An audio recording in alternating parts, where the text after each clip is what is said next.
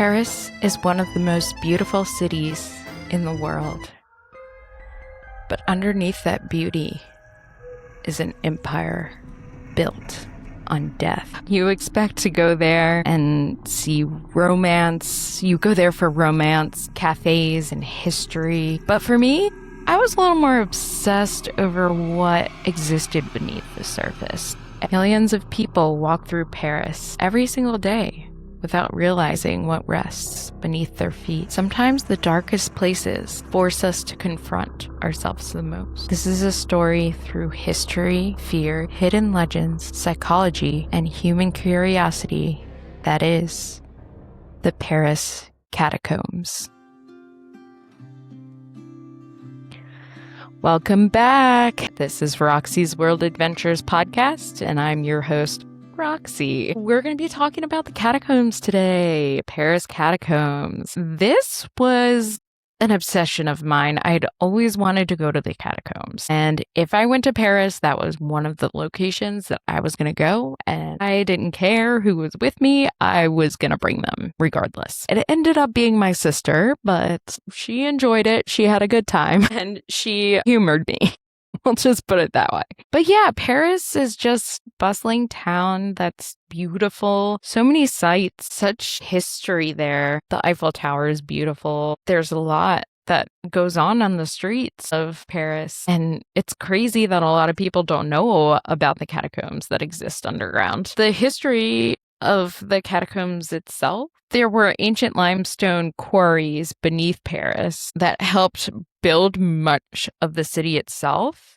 And so they used those quarries as a tunneling system that kind of went for hundreds of miles. It was underground, and they used it to kind of sneak around the city. Paris is literally built from the stone that was taken from beneath the surface. It's pretty cool when you think about it. In retrospect, it was built from what came from underneath. The concept that something was removed to build something above is very interesting. There's actually a movie that's called As Above, So Below, and it is about the catacombs. And yeah, it's basically saying something very similar. It's kind of wild that the city and the tunnels underneath it come from what was in the earth to begin with. But not everything in Paris is beautiful, right? There's something about Paris that is kind of like a lot of us, right? We're trying to hide the uncomfortable truth underneath the surface. The catacombs were created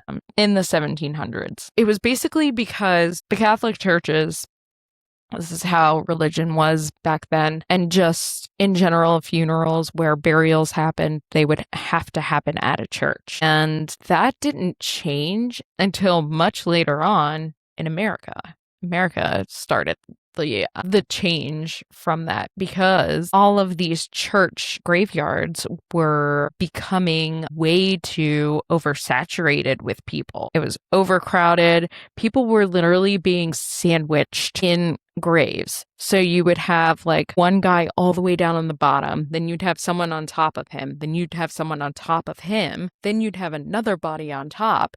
And it was like coffin on top of coffin on top of coffin. And usually they were family, but you never know. So it's just very interesting to hear that that's the way that things were back then because of organized religion. And eventually people started complaining because there was a lot of sanitary issues with this, right? So bodies would start coming out of their graves and excrement, whatever decay, whatever germs, whatever's all over them is leaking out into the soil, which is then running off into all of the major water supplies. Not to mention the smell. The smell was awful. And anyone who lived near the cemetery was basically at a standstill with the government because they needed these bodies to be moved. It was unhealthy. It was unsanitary. So they decided to overnight, they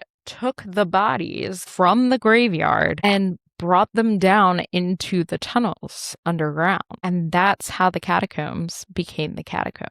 So it had nothing to do with any sort of war, anything like that. I mean, there were soldiers down there eventually. But this only had to do with overcrowded cemeteries, and they had no space. So they started putting all these bodies down in the tunnels. It eventually became a resting place. So this was after the war and everything like that. Eventually, that became a burial site for soldiers, but it became the resting place for over 6 million people.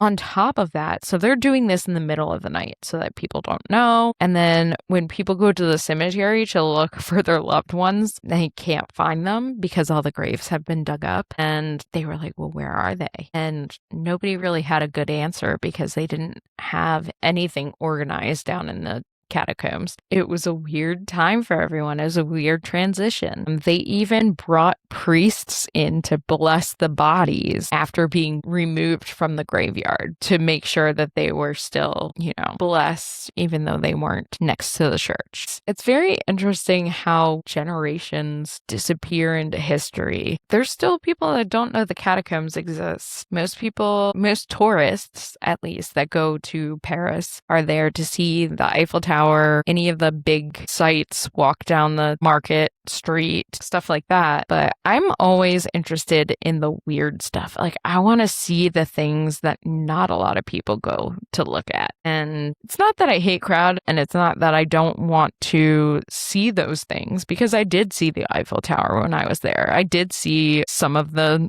touristy things. But there's other things that interest me far more than being in the middle of a big city and just seeing what everyone else is seeing, having to wait to see a picture at the Louvre. The Louvre was pretty cool, but it was just, I don't know. I don't even know how to explain it. It felt like I was going through the motions. It felt like I was back in DC, essentially, even though there was a lot more going on in that museum than was in a museum in DC. But you see what I'm saying. I want to see the outside. I want to see other things that people aren't going to see and learn the history about them. Catacombs, that was high on my list. That was really the reason why I wanted to go to Paris. My sister wanted to go to Paris to do all the other stuff. So I was like, okay, we'll do that too. But it ended up working out, and the catacombs are so cool. So you enter the catacombs down a spiral staircase, and immediately when you hit a certain point, you get a blast of cold air, and then it's just cold for the rest of the time that you're down there. And for most cavers, most of us know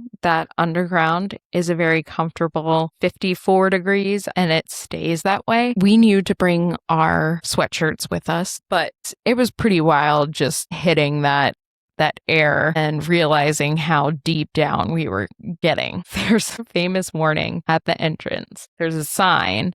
I believe it's written in French. This was a long time ago, so, but I believe it's written in French and then translated into English. And it basically says, "Stop. This is the Empire of Death." And my sister didn't like that. I was like, this is so cool. Let's go. And so we ended up going down. You immediately see the bodies. You see skulls, bones, in different patterns too.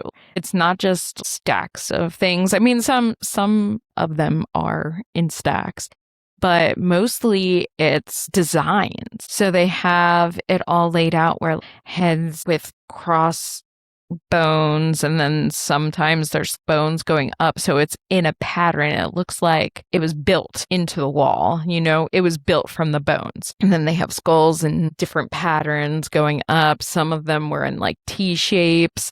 I mean, it was absolutely wild, and it was so cool. I didn't touch any of them, obviously. We weren't supposed to. I was like, not doing it anyway, so that's fine. I got up close because I wanted to see. I just wanted to know. I was very curious. There were different reactions that were going around. A lot of people had my reaction, which, I mean, most of the people, if you're going to go down into the catacombs, you want to see what's down there, right? So there were a lot of people that were like, this is kind of cool.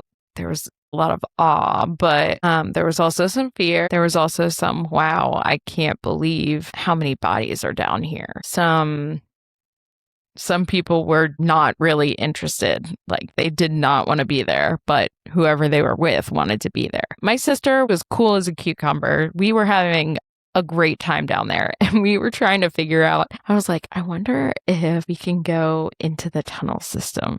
And I was trying to figure out how to get through and go into there. And Sarah was like, stop it. And so I was just like, all right. But there was just a lot of very interesting designs all throughout. And I wanted to see more and learn more about it. So I went into research and I found that there are a ton of eerie legends that surround the catacombs. And it's funny because I mentioned that movie As Above, So Below. I became obsessed. So I watched that movie and I was like, I wonder if this is based off of some true legend. So I really went into all the research for it. A lot of people hear whispers, footsteps. There's a breeze that comes through. I felt a breeze and then nothing was there. It was almost like something walked past you that was like icy cold. And it was pretty eerie, but I was also like, oh, that's so cool. So I don't really get bothered by that kind of stuff anymore. Maybe it's from all of my horror movie watching. I don't really know. But there is a legend about a man named Phil. I'm just going to call him Phil because I'm going to butcher it. He was a doorman of a hotel in the area. And he went down, I believe this was 1793, and he went down into the tunnels. He had hidden a cache of chartreuse liquor and he was looking around for it and he got lost. Now, just to go into this, even the areas that are marked where tourists go in and look around, even that is pretty easy to get turned around in because everything looks the same. I mean, to a certain extent. There were rooms that I walked into and I was like, oh, I've already seen this. Okay, I got to go this way. But it's easy to get turned around down there. And can you imagine going into that tunnel system and just not being able to find your way back out? That's absolutely terrifying. Well, he vanished that night and they didn't find him until 1804 and they found his remains. They found a skeleton down there. It's crazy how easy people can get lost down there. There's no natural light. There's no landmarks. So you have to rely on your basic instinct of direction. There's no maps that exist today. So if you do go down there, which is highly, highly, highly illegal, I do not recommend doing that. Even though I've always wanted to, but I'm not going to. You can lose your direction down there very easily. And you won't be able to get back out. There's hidden chambers that exist down there. A lot of them were used as bunkers during World War II. So these hidden bunkers exist around down there. Some of them were found, and I'll go into that later. But there's rumors of underground cults because there's a lot of those bunkers that exist. And some rooms that also exist down there are big enough to host a larger gathering. There's secret societies that exist down there. Homeless people live down there, but they're not really supposed to. And there are people that will kill you down there. Not only is it illegal to go down there, but you're risking your own life in more ways than one. You could get lost. You could get murdered by somebody down there. You could fall down a gap.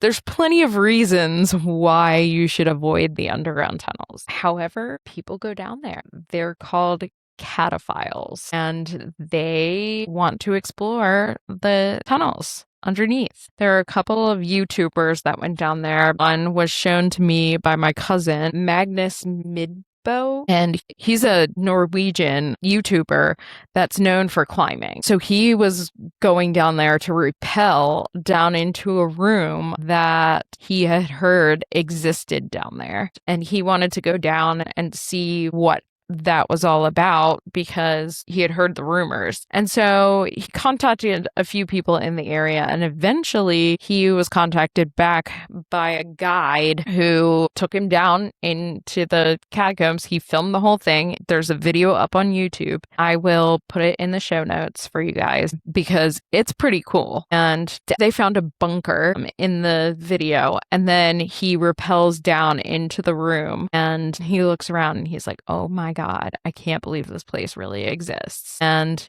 it really does exist. It's an art room. It basically has mud art all over, and It was pretty cool to see. There is a rumor that was actually proven to be true. And I follow this guy now because I'm like, what other crazy shit is he doing? There's rumors of an underground cinema, which I don't think people have actually seen, but there apparently was a police search in the tunnels because they had heard of either a secret society or a cult existing down there. And they went into an area and found a projector. They were watching films down there, and they went in, and apparently they had security cameras in the room, and the cops were like, okay, well, we got to do something about this. So they went away, and they came back the next day with more investigators, and nothing else was there except for a note that said in French, "Don't search." How freaking eerie is that? That's absolutely wild. These hidden gatherings that happen down there. It's eerie, but we're also fascinated by it. I'm so fascinated by everything that goes on in those tunnels, why the catacombs came to be the catacombs. And I wonder why humans are fascinated by this. Why am I so fascinated by forbidden places and seeing all of this dark historical matter? And I wonder if that comes from fear or if it comes from a curiosity of learning about something uncomfortable. Sections of the tunnels were used during World War II, as I mentioned before. The French resistance were using the tunnels to hide from the Nazi patrols. And the Nazis were the people that established the underground bunkers, which is interesting because the French were using them to easily move throughout the city without the Nazi patrols seeing them. It's kind of wild how the catacombs have seen so much throughout the years. I mean, they saw the construction of a burial ground. They saw revolution. They saw war, they saw fear, and they still exist today. It's interesting how human struggle leaves emotional echoes in places like the catacombs. And we talked about this before, how in Gettysburg, the idea of intense suffering always brings about ghost stories.